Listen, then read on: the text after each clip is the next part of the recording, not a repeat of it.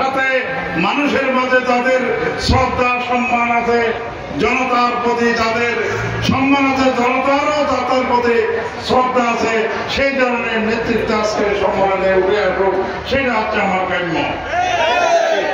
তাই আমি আপনাদেরকে এই ব্যস্ততার মাঝেও এই উত্তর হারবাগে বিশেষ করে আমি যতটুকু সাহায্য সহযোগিতা করা দরকার আমি প্রয়োজনে ঘরে ঘরে যাব, প্রত্যেক মা বোনের কাছে যাব, জামাত কি জিনিস সেটা আমি বুঝিয়ে দেব।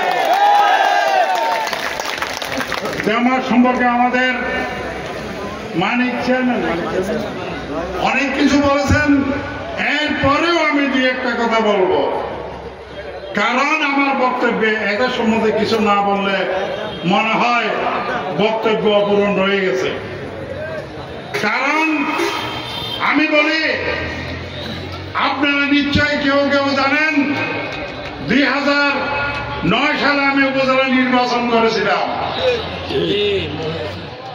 সেই নির্বাচনে আমি ইচ্ছা করে নির্বাচন করি নাই। কর্নেল অলি দল ত্যাগ করার পর আমি জিয়ার আদর্শ ধারণ করে আমি দল ত্যাগ করতে পারি নাই। বিএনপির প্রত্যেকটা নেতা কর্মী কর্নেল অলি নিয়ে গেছিল।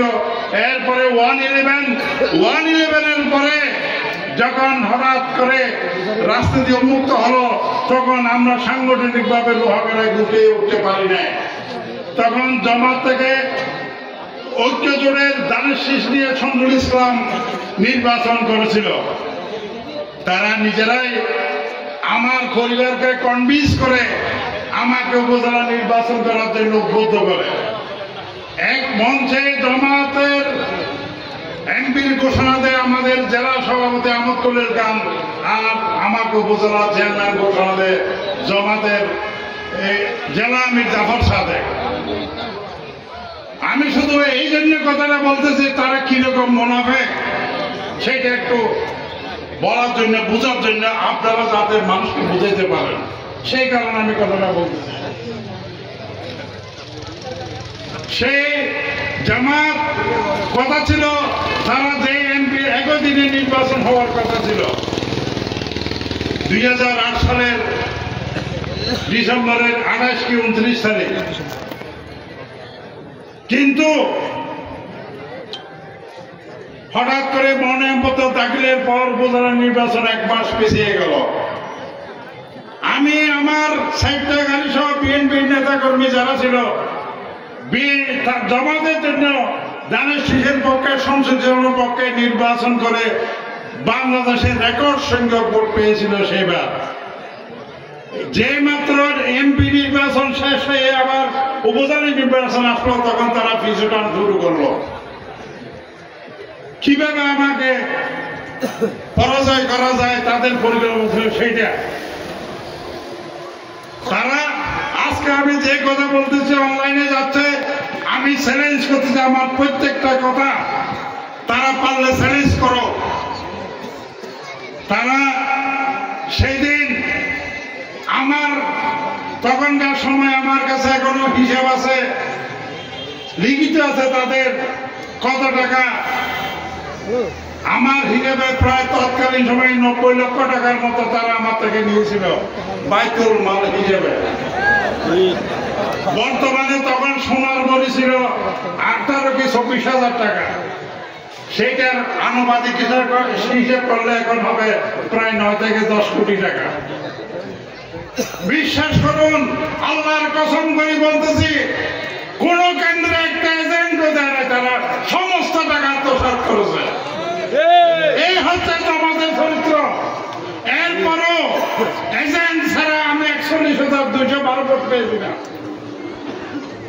এই হচ্ছে জামাত। তাই এই যে মানিক সাহেব বললেন 41 সালে জামাতের সৃষ্টি, সেই জামাত নেতা আবুল আলা মদদি তার 9টা সন্তান ছিল, সেই কথাটা উনি বলেন নাই। একটা সন্তানও মাদ্রাসা শিক্ষিত নয়, সব ইংরেজি শিক্ষিত। আর উনি কি করছে, পাকিস্তান ভারত বিভক্তির সময় পাকিস্তানের পক্ষে ছিল না, ছিল অবিভক্ত ভারতের জন্য সে আন্দোলন করেছে জামাত ইসলাম। আর তার উত্তরসূরি গোলাম আজম স্বাধীনতা যুদ্ধের আগে এহিয়া খানের মন্ত্রী পরিষদে, পূর্ব পাকিস্তানের মন্ত্রী পরিষদে তাদের সদস্য ছিল। তারা সেদিন রাজাকার আল-বদর আল-শাম সৃষ্টি করে স্বাধীনতা যুদ্ধের বিরোধিতা করেছিল, বাংলাদেশের বিরুদ্ধে আচরণ করছিল। আজকে হানাদার পাক হানাদার বাহিনীর রাস্তাঘাট ছিল না, আমাদের মা বোনদেরকে দেখাই দিত এই রাজাকারের বাচ্চারা, সেই জামাতের বাচ্চারা। এই স্বাধীনতা বিরোধী অপশক্তি আপনারা দেখেছেন। এরশাদ বিরোধী আন্দোলনের সময় শেখ হাসিনা 22 দল গঠন করার পর লালদিঘির ময়দানে বলেছিল এরশাদের অধীনে তারা নির্বাচন করে, তারা জাতীয় বেঈমান। সেদিন আমাদের সাথে আঘাত করে আমাদের নেত্রী খালেদা জিয়ার সাথে বেইমানি করে একসাথে